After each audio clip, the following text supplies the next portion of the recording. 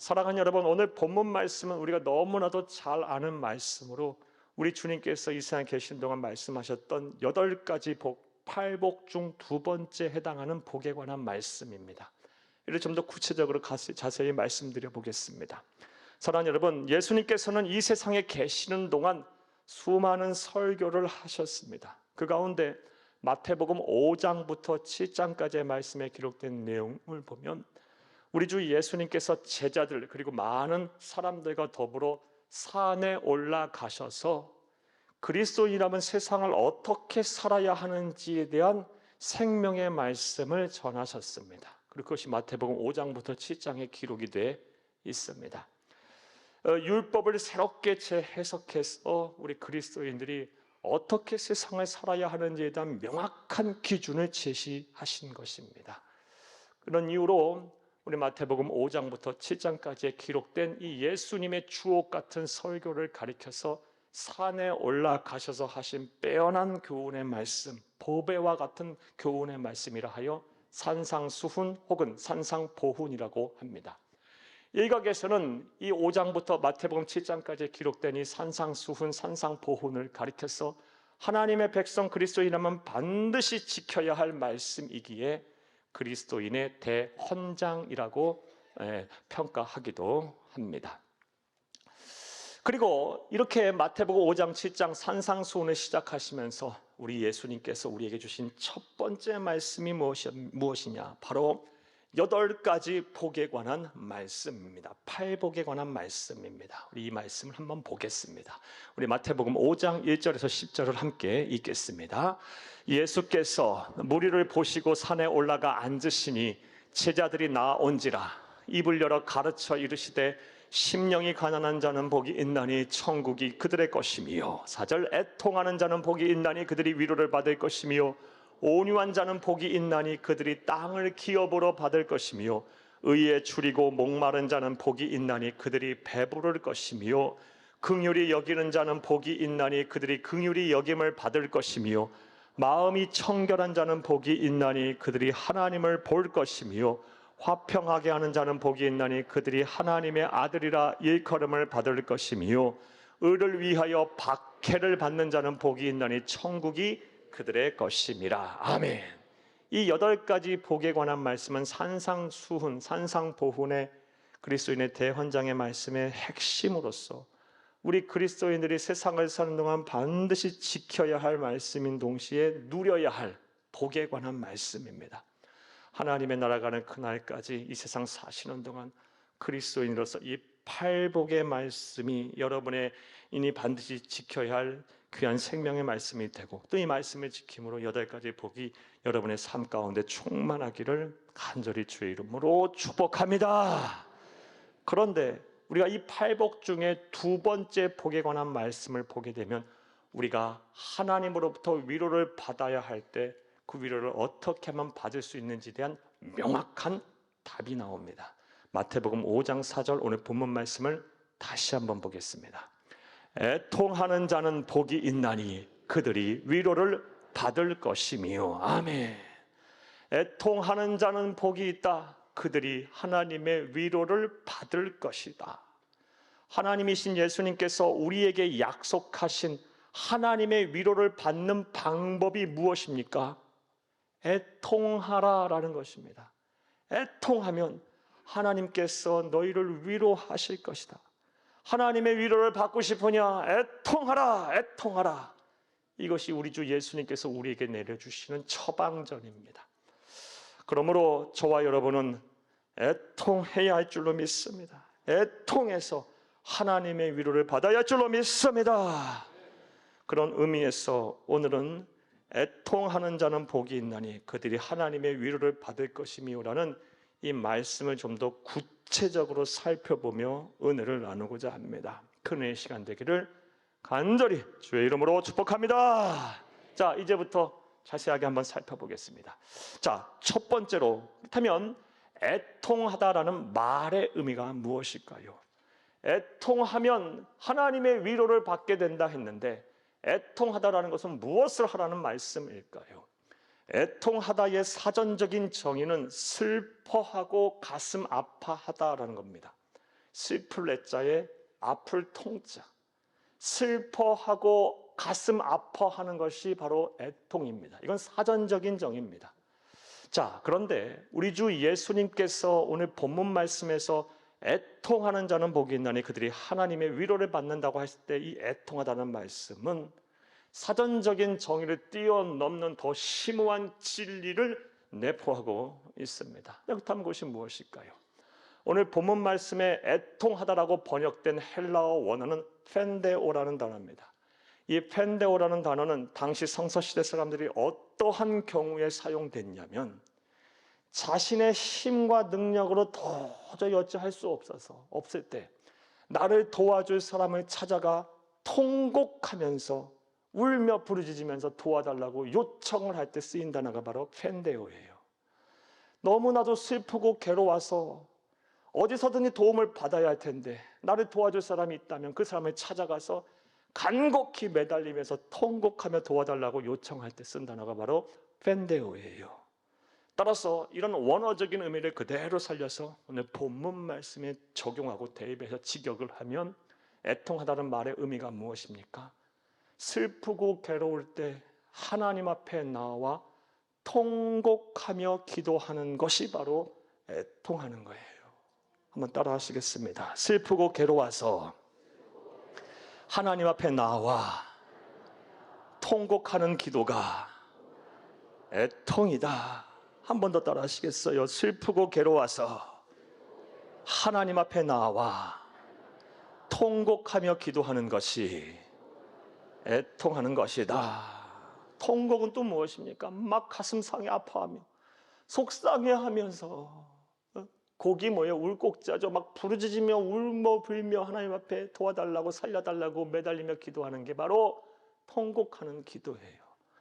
사랑하는 여러분, 부디 하나님 앞에 나와 여러분의 마음과 생각을 막 쏟아놓고 하나님이여 하나님이여 나를 살려주시고 나와 함께 나를 위로해 주세요 라고 막 통곡을 하면서 기도하기를 바라요. 이게 바로 애통하는 것이고 그리할 때 하나님의 위로가 저와 여러분에게 임할 줄로 믿습니다. 그래서 오늘 본문 말씀과 같은 내용을 기록한 병행 구절인 누가복음 6장 21절에서는 이 애통하는 자는 복이 있다는 말을 다음같이 표현합니다. 누가복음 6장 21절을 함께 읽겠습니다. 지금 줄인 자는 복이 있나니 너희가 배부르면 얻을 것이며 지금 우는 자는 복이 있나니 너희가 웃을 것이며. 아멘. 애통하는 자는 복이 있다. 이 말씀을 같은 병행 구절인 누가복음 9장 21절에서는 우는 자는 복이 있다. 하나님 앞에 나와 너무 슬프고 괴로워서 하나님 앞에 나와 막 통곡을 하며 기도하는 자는 복이 있나니 너희가 웃을 것이다. 너희가 위로를 받을 것이다. 라고 말씀하고 계세요. 자, 다시 한번 권면의 말씀을 드릴게요. 지금 하나님의 위로가 절실하게 필요하십니까? 하나님의 위로를 받으셔야만 합니까? 그 위로가 필요하십니까? 그라평 우리 주님께서 약속하시고 말씀하시고 명령하시고 우리에게 분부하신 대로 애통하시기를 바랍니다. 슬프고 괴로워서 하나님 앞에 나와 통곡하며 기도하시기를 바랍니다. 그리하면 그 기도 위에 통곡하는 눈물 위에 부르짖음의 간구 속에 하나님 일하셔서 여러분을 위로하실 것입니다. 하늘 위로가 여러분과 함께 하실 것입니다. 이런 은혜와 실천이 저와 여러분께 충만하기를 간절히 주의 이름으로 축복합니다.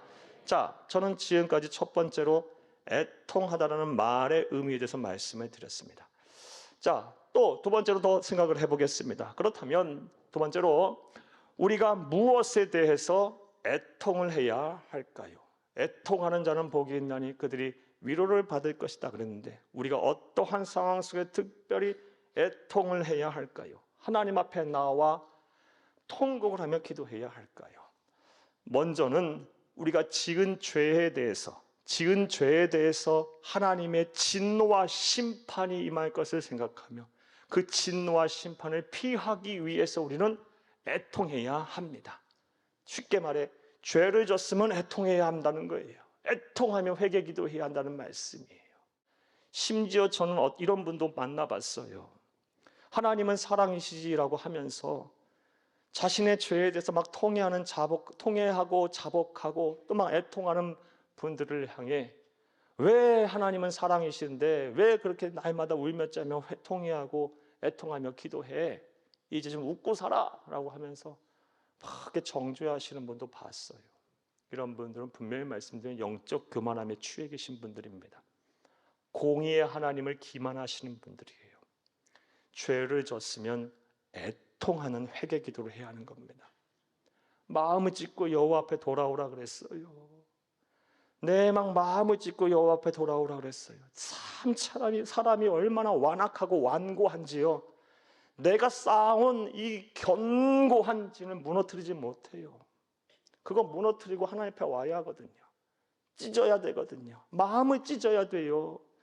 그리고 막 통회하며 눈물을 흘리며 통회 자복해야 진정한 변화와 진정한 죄의 용서가 이루어지는 겁니다. 죄를 범했으면 하나님의 진노와 심판을 두려워하며 그것을 피하시기 위해 애통하는 여러분이 되기를 간절히 주의 이름으로 부탁합니다. 자, 그런데 이와 관련해서 우리가 놓쳐서 안 되는 또 중요한 사실이 있습니다. 성숙한 그리스도인이라면 내 죄뿐만이 아니라 다른 사람의 죄까지도 끌어안고 내 죄로 생각하며 애통하며 회개하며 기도해야 한다는 것입니다. 왜냐하면 우리 주 예수님이 그렇게 사셨기 때문입니다. 그렇게 사셨고 우리에게 살기를 바라시기 때문이에요. 예수님께서 이 세상에 계시는 그런 삶의 모습을 우리에게 많이 보여주셨어요. 죄 없으신 하나님의 아들이 다른 사람의 죄까지도 자신의 죄로 당신의 죄로 인지하면서 통해 자복하며 애통하신 장면이 성경에 여러 군 나와요. 한 말씀 보겠습니다. 누가복음 19장 41절에서 44절 함께 읽겠습니다. 가까이 오사 성을 보시고 우시며 이르시되 너도 오늘 평화에 관한 일을 알았더라면 좋을 뻔하였거니와 지금 네 눈에 숨겨졌도다. 날이 이를지라 네 원수들이 토둔을 쌓고 너를 둘러 사면으로 가두고 44절 또 너와 및 그 가운데 있는 네 자식들을 땅에 메어치며 돌 하나도 돌 위에 남기지 아니하리니 이는 네가 보살피 받는 날을 알지 못함을 인함이니라 하시니라. 아멘. 사랑하는 여러분, 이 말씀은 예수님께서 십자가에 매달려 죽기 며칠 전에 감람산이라는 곳에 오르셔서 하신 말씀이에요. 감람산에 올라서 뭘 하셨냐? 예루살렘 성 안을 바라보시면서 하신 말씀이에요. 성 안을 바라보니까요, 그곳에서 하나님의 아들이 왔음에도 불구하고 하나님의 아들을 믿지 아니하는 불순종하는 그 수많은 사람들이 보였고요, 패역하고 음란하고 죄가 많은 세상에서 불의를 행하고 악을 행하는 사람들의 모습이 다 보이는 거예요. 그리고 그들을 향한 하나님의 진노와 심판이 보이는 거예요. 그래서 우리 주 예수님께서는 너무 그들이 불쌍해서 당신의 죄인 양, 마치 당신의 죄인 양, 그들이 불쌍해서 통 안에 눈물을 흘리셨고요, 그리고 그들의 죄를 대신하여 내가 죽겠다라는 속죄의 눈물을 흘리신 내용이에요. 실제로 이 예언의 말씀, 우리 주님께서 이 통곡의 눈물을 흘리신 이후에 얼마 지나지 않아 약 40년 후에 로마 장군 티토에 의해서, 티베리우스에 의해서 이 유대 나라 예루살렘이 망하게 돼요. 많은 사람들이 처참하게 참혹하게 죽게 돼요. 하나님의 진노와 심판이 임한 것입니다. 이와 같이 저와 여러분은 성숙한 그리스도인을 한다면, 우리가 그리스도인을 한다면 예수님을 본받아 다른 사람의 죄 또한 나의 죄로 끌어안고 우리가 통회하며 애통하며 기도해야 할 줄로 믿습니다.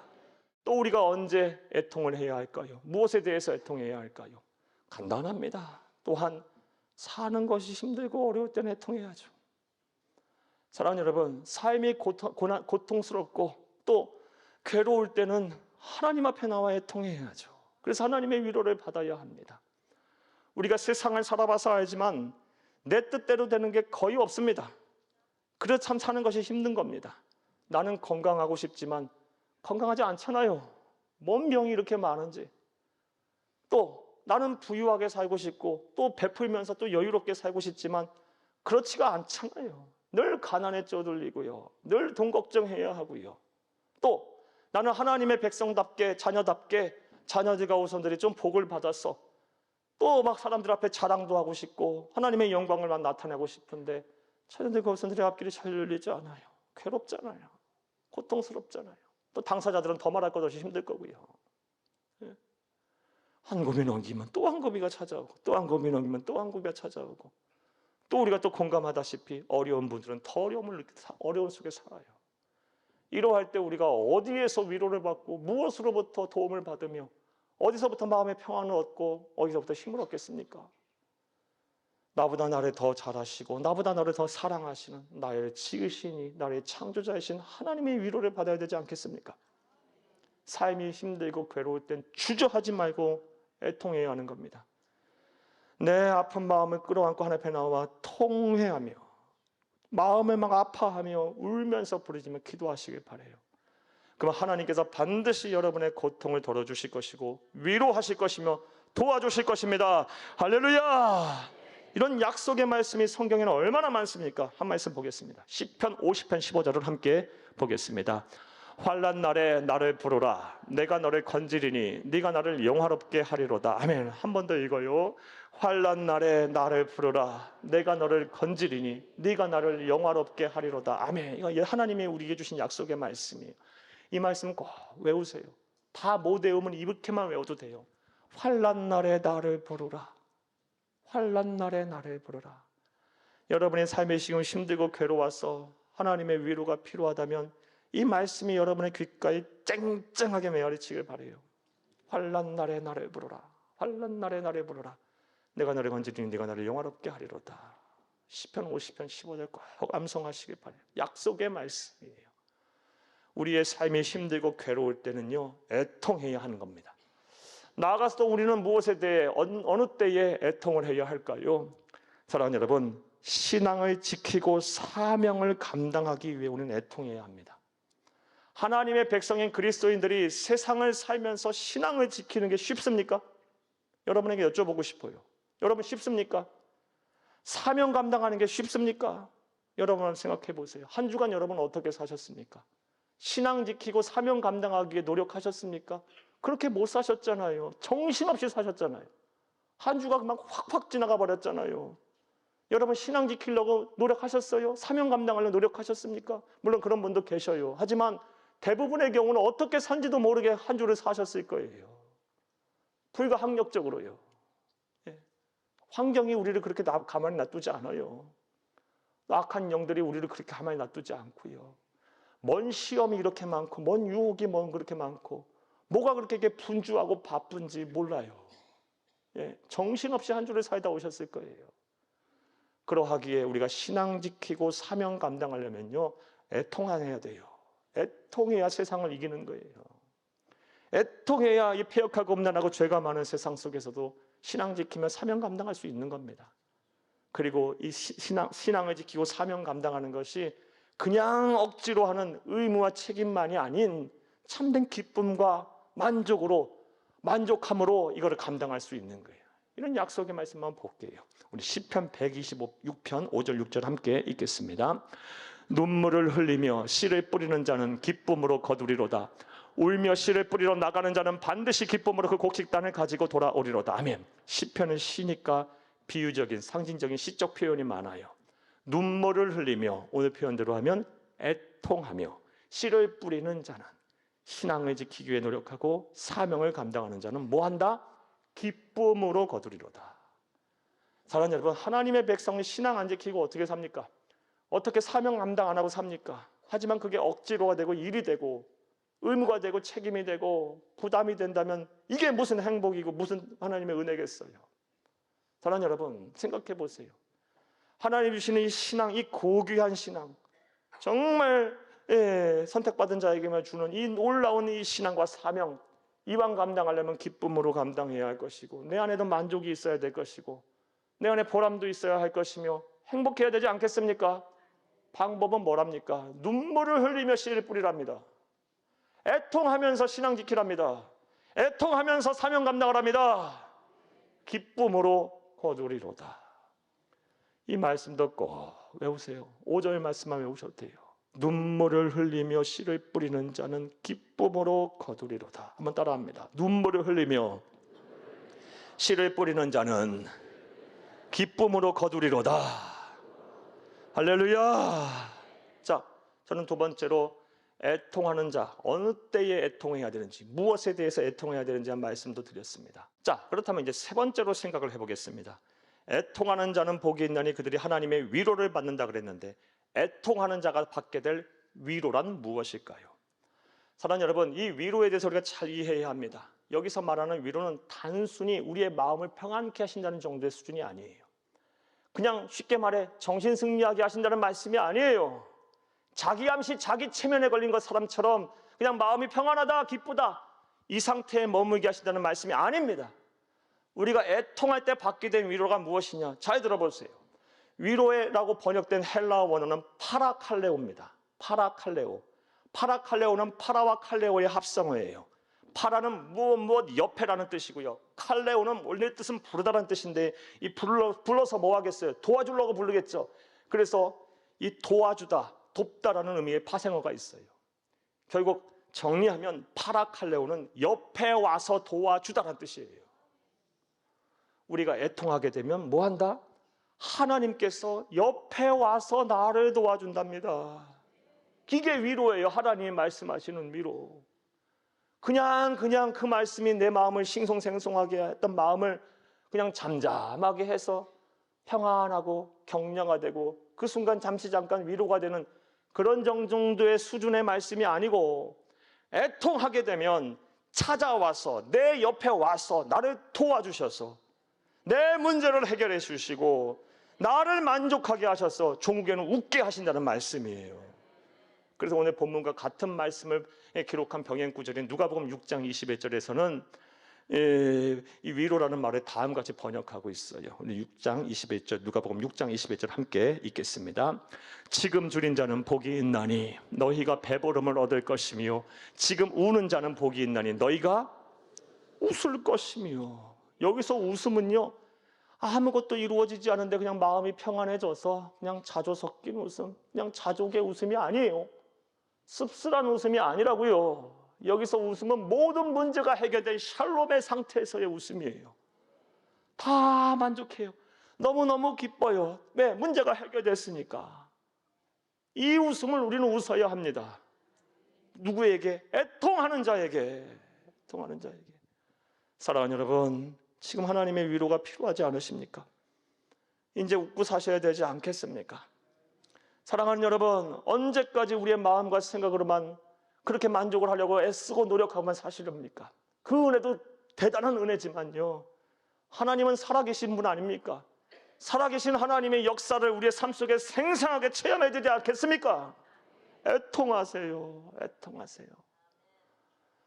슬프고 괴로워서 하나님 앞에 나와 통곡하며 기도해야 돼요. 오늘날 이 애통이 사라지니까요, 하나님의 기적과 역사가 잘 안 나타나요. 사랑하는 여러분, 우리 믿음의 선배들이 어떻게 사셨습니까? 우리보다 더 좋은 환경 속에서 사셨습니까? 더 좋은 경제적인 여건 속에서 사셨습니까? 우리보다 더 삶의 기회들이 솔직히 많았습니까? 더 우리보다 예수 믿기 쉬웠습니까? 아니에요. 누구나 다 인정하는 사실이잖아요. 우리가 그 시대를 살았기 때문에요. 또 인류의 역사를 통해 보세요. 교회의 역사를 통해 보세요. 지금처럼 예수 믿기 편한 시절이 어디 있었습니까? 왜 전도가 안 된다고만 합니까? 막 반기독교적인 정사가 왜 들끓는다고 얘기만 합니까? 기독교 역사를 보면 우리처럼 지금 편하게 예수 믿고 복음 전하는데 자유로웠던 시대는 거의 없었어요. 예수를 믿고 복음을 전하면 생명을 내놓아야만 했던 때가 수도 없었어요. 대부분이었어요. 그렇다면 왜 오늘날 우리에게 기적이 이렇게 안 나타날까요? 우리에게 애통이 사라져서 그러지 않을까요? 애통이 사라졌어요. 애통이 해야 하나님의 위로가 찾아오는데, 찾아와 도우시는 그 하나님의 능력이 내 능력이 되는데 우리에게 이 애통이 사라졌어요. 사랑하는 여러분, 애통하여 하나님의 위로를 충만하게 받는 여러분 되기를 다시 한번 간절히 주의 이름으로 축복합니다. 하나님의 위로가 필요합니다. 위로를 받는 방법, 우리 주 예수님께서 우리에게 말씀하셨어요. 애통하라, 애통하라. 슬프고 괴로우냐? 나에게 나와 통곡하며 울며 기도해라. 통곡하며 기도해라. 통곡하며 기도해라 말씀하고 계세요. 특별히 여러분이 지은 죄에 대해서 통곡하며 기도하세요.